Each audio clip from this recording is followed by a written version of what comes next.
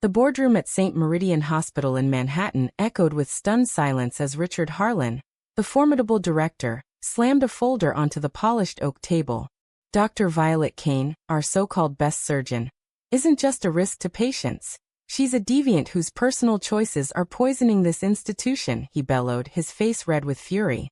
The words hit Violet like a scalpel to the heart, but she held her chin high, knowing that the man humiliating her today might soon be begging for her help.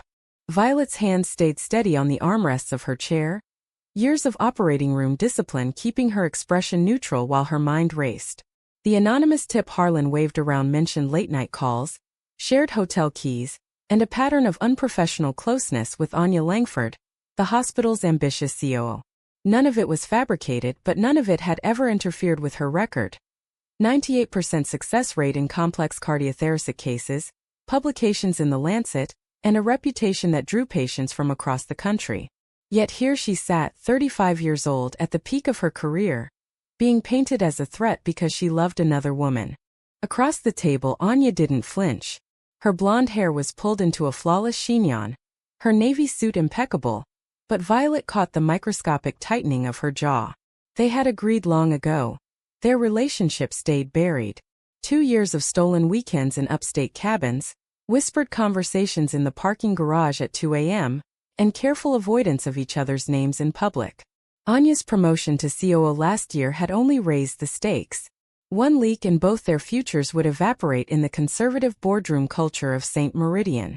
Harlan continued his tirade, citing moral clauses in the employment contracts and hinting at an ethics investigation. Colleagues shifted uncomfortably.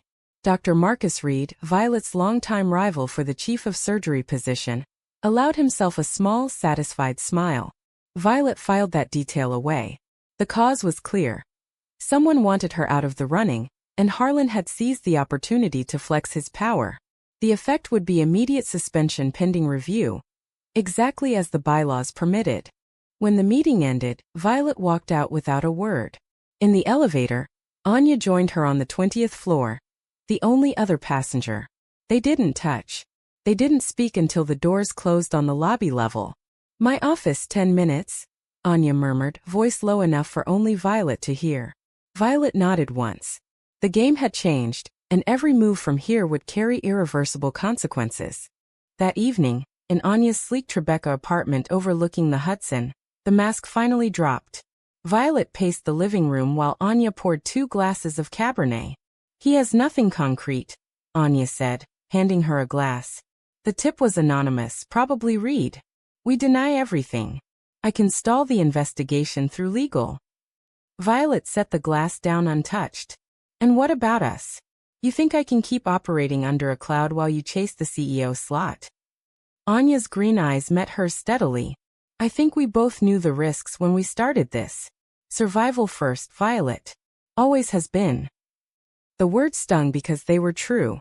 Violet had grown up in a small Ohio town where being different meant being alone. Medicine had been her escape, her identity. Anya, raised in Boston by a senator father, had learned power was the only currency that mattered. Their love had been the one soft place in 2 lives built on steel. Now that softness threatened to crack everything. Violet's phone buzzed. A text from the chief. "Harlan's daughter just came in. Critical. They're asking for you by name."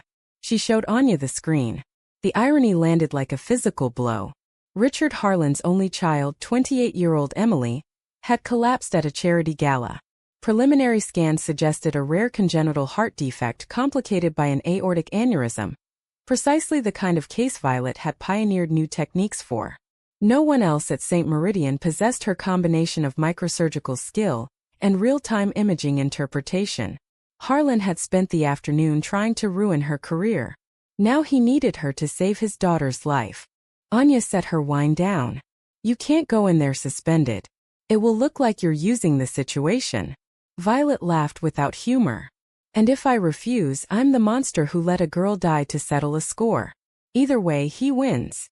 The 2 women stood 3 feet apart, the city lights glittering behind them, and for the first time in 2 years the distance felt measured in miles instead of inches.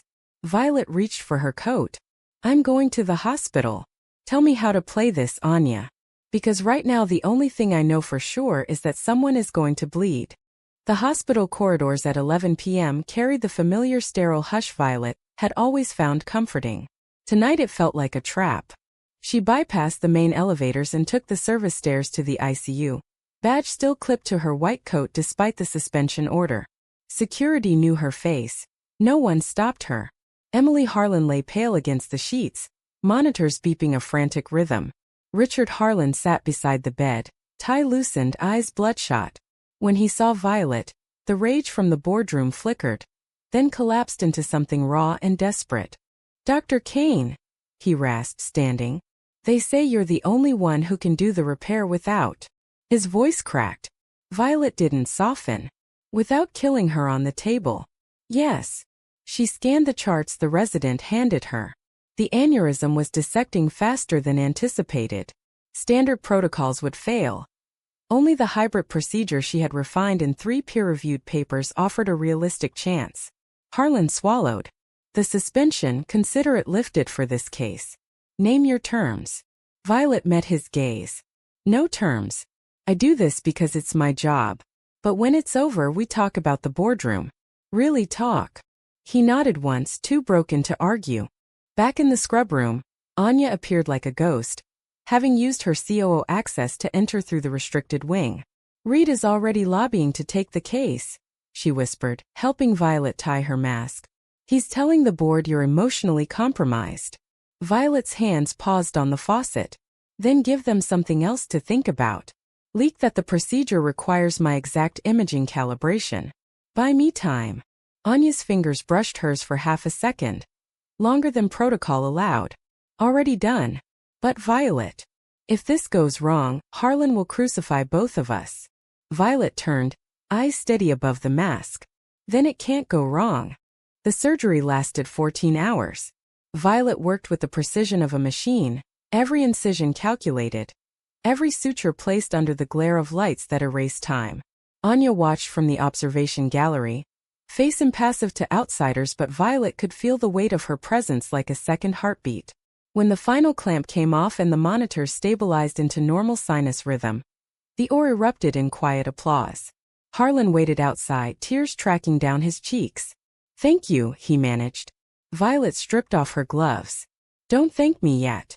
The next 48 hours will tell us if the graft holds." "And Mr. Harlan? The investigation?" "I expect it dropped by morning."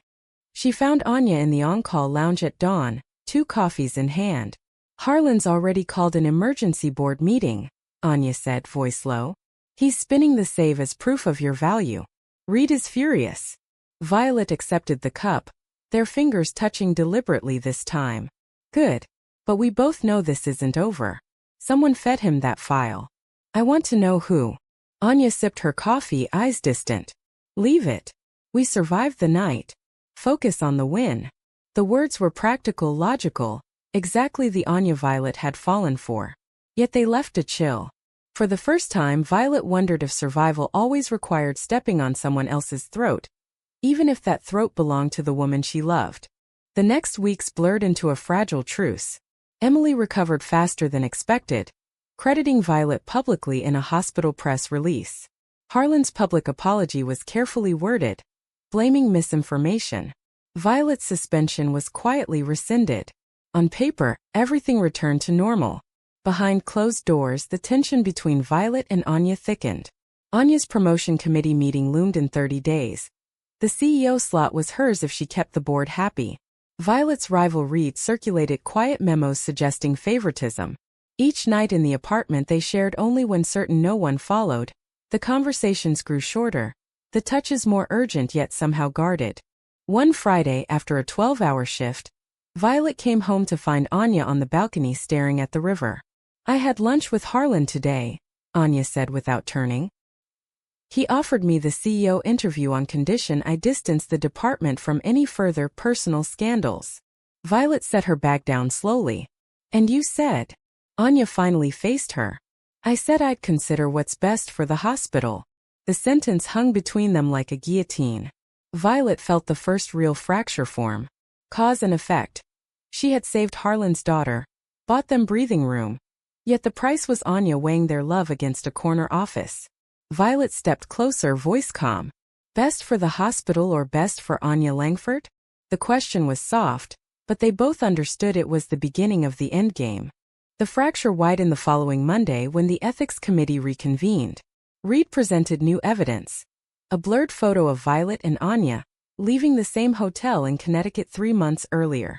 Harlan, now indebted but still politically cautious, called Violet into his office. "I owe you my daughter's life," he said. "But the board won't tolerate perception problems. One of you needs to step back from the spotlight." Violet smiled thinly. "And you think that should be me?" He didn't deny it. Walking out, she texted Anya a single line.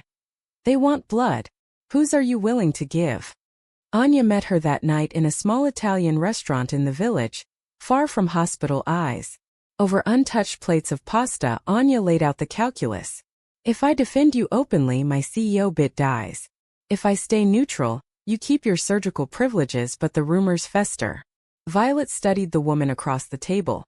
The same woman who had once traced invisible patterns on her back after long shifts and promised that love would always matter more than titles. "Neutrality is a choice, Anya. It always has been." Anya's eyes flickered with something that might have been pain. "Then give me another option. Because right now the only path that keeps both our careers intact is distance." The word landed like a verdict. Violet didn't argue. Instead, she drove to the hospital roof. The city spread beneath her like a circuit board of lights and decisions. Emily Harlan found her there an hour later, still in hospital scrubs, color back in her cheeks. "My father told me what you did," the young woman said. "Not just the surgery, the fact you didn't have to." Violet shrugged. "It's my job." Emily leaned on the railing beside her. "He also said Anya's under pressure. People talk. Few too are. Whatever they think, I want you to know I don't care. But this place, it will eat you alive if you let it." The unexpected kindness cracked something in Violet's chest. For the first time she voiced the fear aloud. What if letting it eat us is the only way we survive? The next morning, Anya's assistant delivered a formal memo. Effective immediately, Dr. Kane would report through a new chain of command to minimize conflicts of interest. Violet read it in the OR lounge, coffee turning bitter on her tongue. She had expected calculation. She hadn't expected the casual brutality of the wording. When Anya finally answered her call, the voice on the other end was cool, professional. "It's temporary. Until the CEO vote." Violet laughed once, sharp. "Temporary is how empires justify betrayal, Anya. Remember that when you're sitting in the big office." She hung up before the reply could come, because she knew if she heard Anya's practice calm right now she might say something irreversible. Reed wasted no time capitalizing. He scheduled overlapping cases, forcing Violet to choose between her patience and rest. Harlan watched from afar, neither helping nor hindering. And Anya attended strategy meetings where Violet's name came up as a risk factor, her face never betraying the nights they had once spent planning futures in whispers. Violet threw herself into surgery after surgery, each successful outcome a silent rebuttal. But at night in her empty apartment she replayed every choice that had led them here. The first stolen kiss in the call room, the decision to keep loving despite the danger, the moment she chose to save Emily instead of walking away. Every step logical, every consequence now crushing. 3 weeks before the CEO vote, Emily Harlan returned for a follow-up scan. The graft was holding perfectly, but the girl carried a new tension. "Anya's been different," she confided while Violet reviewed images. "Colder. Like she's already practicing being untouchable." Violet didn't answer, but the observation lodged like a splinter. That evening she confronted Anya in the parking garage, the concrete pillars casting long shadows. "You're pulling away so cleanly it's almost impressive," Violet said. Anya's keys clicked in her hand. "I'm protecting us both." Violet stepped closer, voice dropping. "No. You're protecting you. And I can't decide which hurts more, the betrayal or how efficiently you're executing it." Anya finally cracked. "You think this is easy? Every time I walk into a board meeting I see the photo Reed keeps waving. Every time Harlan thanks me for managing the situation I taste bile. But if I fight for us openly, we both lose everything we've bled for." Violet searched her face for the woman she loved and found her buried beneath layers of calculated survival. Then maybe we've already lost it. She turned to leave. Anya caught her wrist. Violet. Wait. The touch was desperate, the first genuine one in weeks. For a moment the garage felt like their old safe spaces. Then Violet gently freed herself. I have a 7 a.m. valve replacement.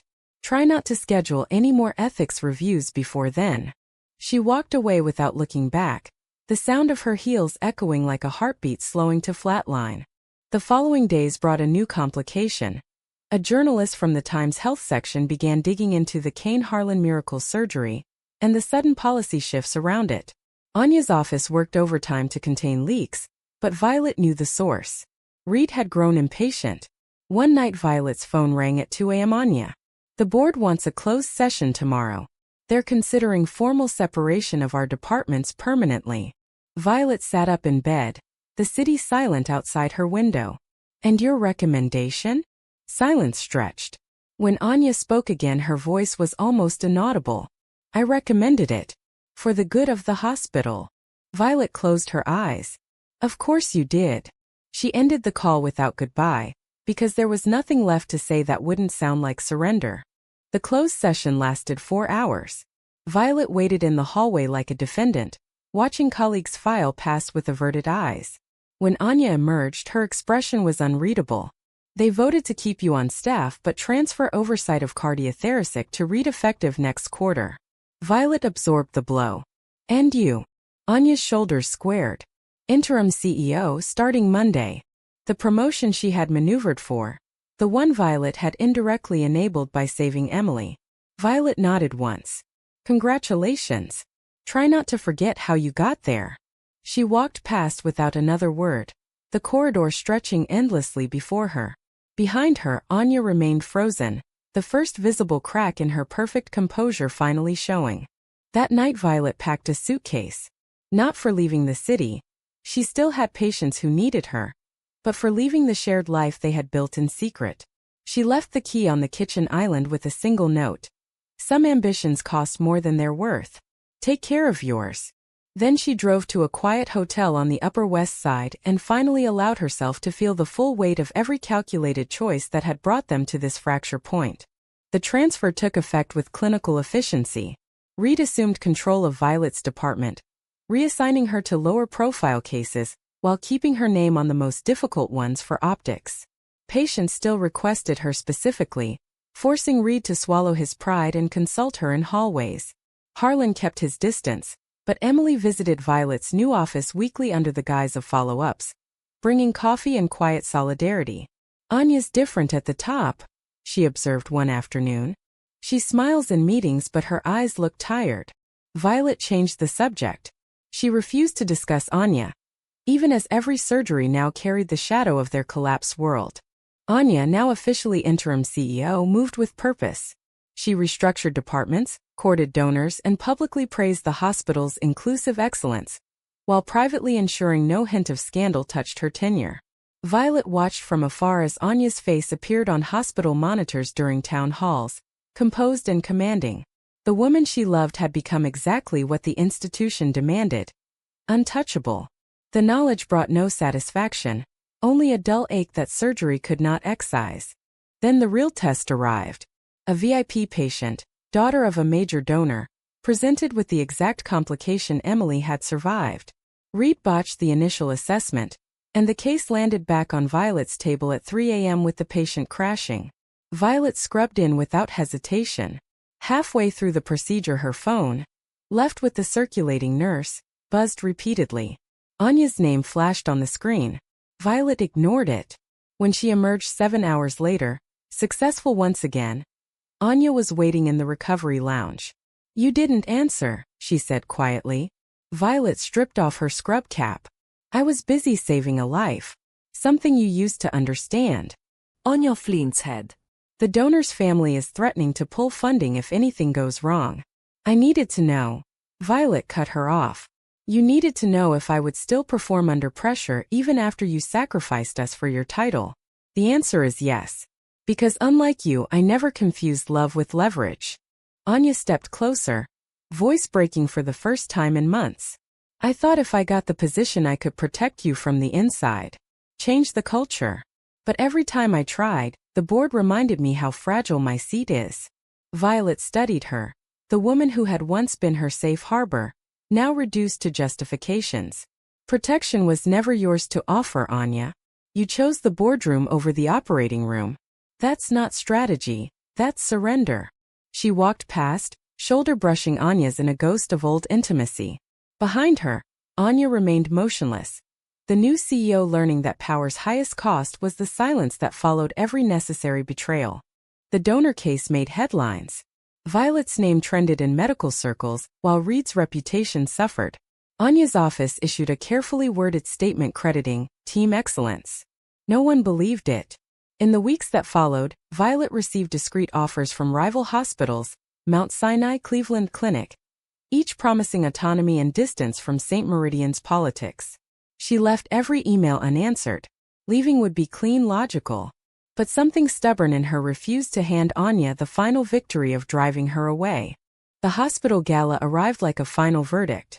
Anya, now confirmed as permanent CEO, stood on stage in a tailored black gown, thanking donors and announcing expanded research funding.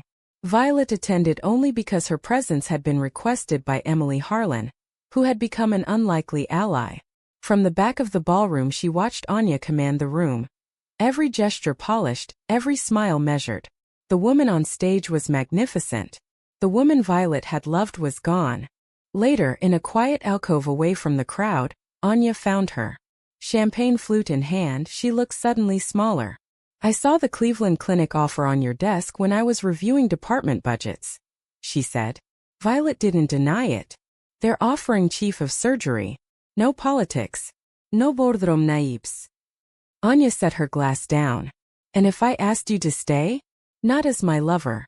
I'm not delusional. But as the best surgeon this hospital will ever have. Violet met her eyes for the last time. You already asked me to choose once, Anya. I chose the patients. You chose the title. The math hasn't changed. She turned to leave, then paused. Tell me one honest thing before I go. Was any of it real?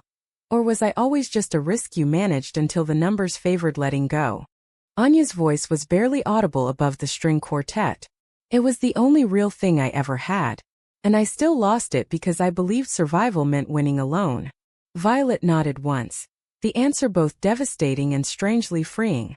She walked out of the gala into the New York night, the city indifferent to the small human wreckage left behind. 2 weeks later her resignation became official. She accepted the Cleveland offer, packed her Tribeca apartment, and left without a farewell party. Anya sent no message. The silence was louder than any accusation. 6 months later, Violet stood in a new operating room in Ohio, performing a procedure that would make national headlines. Her phone stayed silent. Across the miles, Anya presided over St. Meridian's board meetings, her office now bearing the permanent CEO plaque. Neither woman had won. They had simply survived, exactly as the system had trained them to do. True or false? In a world that rewards only the ruthless, can love ever be anything more than the first casualty of ambition?